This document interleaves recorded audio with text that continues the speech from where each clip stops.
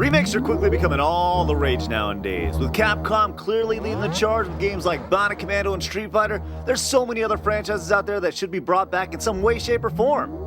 With one of the worst kept secrets ever being a Kid Icarus Wii title, we're just gonna knock that one off the list right now. So what are the requirements to be on this list?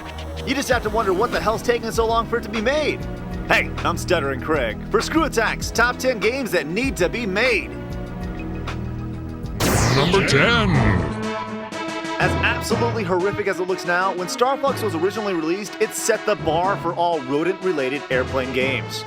And after a great sequel on the 64 that still stands up today, Fox fans were on McCloud 9? Damn it, Craig! No! You're right, sorry. But later when that furry fox jumped to the GameCube, gamers were wondering what the hell happened with all the cool flying. Try a U-turn! Clearly, Fox McCloud does his best work in his R-Wing with his annoying buddies. And now with Nintendo going online, multiplayer could be a great feature. Look, if Fox is supposed to be one of your most important franchises, Nintendo, treat them like it and bring them to the Wii. Flying a plane. You're not doing too well, are you, Fox? Number 9. As of right now, there's really just one game that has a stranglehold on the whole party fighting game world. Smash. Hey, as great as it is, a little competition never hurt anyone, which is why it would be great to see a return of the Power Stone series. It's been nearly a decade since we saw the last original release for this Dreamcast masterpiece, and with fully interactive fighting arenas and up to 4 players playing at the same time, you've got yourself a wiener if it returns. And why stop with just 4 players playing at one time? With online, I can go 6, 8, 10, 16, whatever. It would be absolute mayhem. Don't get us wrong, this is fun, but picking up a giant column and hurling it at a chick in a bikini, that's pretty cool too. Number 8. Midway was the king of the video game world in the 90s. Their over-the-top games were not only fun, but easy to play. Then the year 2000 came around, and they started treating some of their top arcade franchises like simulation games. Thus is the case with NFL Blitz and NBA Jam. You know what made these games great? They had 3 buttons and didn't try to confuse you. Any moron could play them, but only a pro could master them. The newest versions of the game try to do way too much. Just get back to the basics. Think about it, an NBA Jam that borrows a little bit from the NBA Live series and is constantly updating with stats and players year-round? How cool would that be? And yes, we get it, you don't have the NFL license, but that doesn't mean you need to compensate with exploding bones and potty language. You don't need to cuss to get your point across. Man, it's hotter than shit up here in this box. Number 7. Fucking A, man. Earthworm Jim is prime for a remake.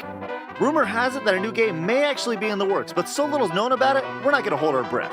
After some 3D games that made you want to put a gun to your head, Jim surely has at least one more good game in him. The gaming world needs more worms in spacesuits that can whip things with its head. It just doesn't get old. Number 6. One of the most unexpected treasures on the Super Nintendo has to be Mario RPG. While the thought of Mario being in a turn-based game seemed a little wonky at the time, man, did it pass the buck with flying colors. So, what happened? Sure, they made Mario and Luigi and the Paper Mario series, but no official sequel to the classic. We don't want to hear about spiritual sequels or any of that crap. Just give us Mario, Geno, and Mallow on a next-gen console, and we're good. Number 5. This dude is a little turd, and we love him for it. Conker's Bad Fur Day is about as dirty, nasty, and straight-up poopy as a game can get. Literally, how many games do you know that have actually featured a monster made of scat singing to you, and it actually be a catchy tune? I am the great mighty Pooh, and I'm going to throw my shit at you. Rare took the idea of cute and cuddly games and had their squirrel take a piss all over them. Genius. And with a remake on the original Xbox already being made, we have to ask, where's the sequel? You cannot tell us that today's gaming crowd wouldn't be all over Conker's obsessive love of booze and boobies. Number 4. It's been pretty well documented that we think Strider's pretty much god amongst video games, but one thing that has not been documented is that the sequel on the PlayStation is pretty salty itself. Both games are top-notch, but it appears that Strider's been kind of pushed off to the corner and treated like a little bitch. He's like the Squeak Scolaric of video games. Wake up, bitch, you're my new best friend. Really? Man, that sucks. But he needs a sequel. Ninja Gaiden, plus futuristic setting, plus Strider's crazy Uber sword? Oh, greatest game ever. Capcom's already been delivering games from their older franchises. Why not add another? Number 3.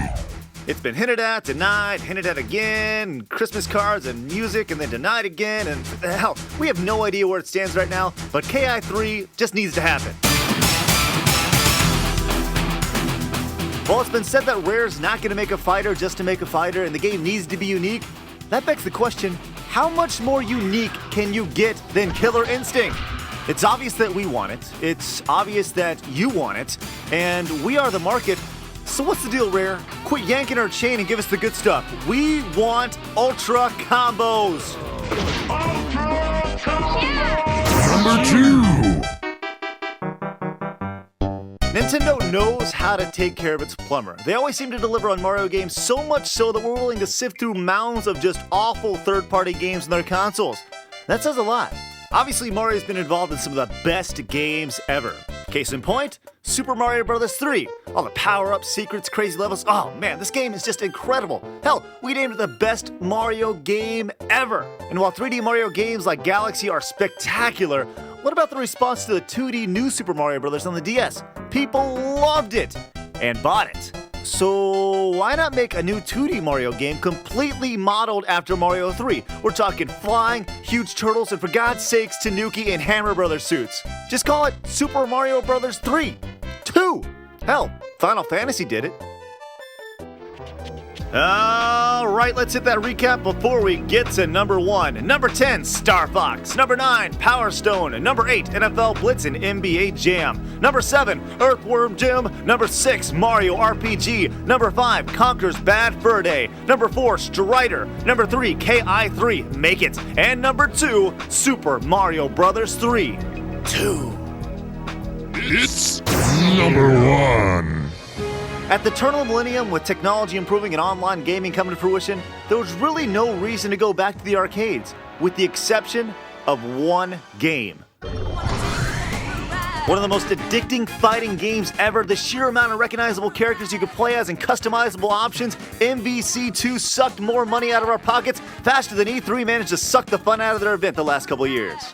Luckily, it was ported to home consoles, and even today, people are willing to pay top dollar to pick up a used copy for the Dreamcast or Xbox.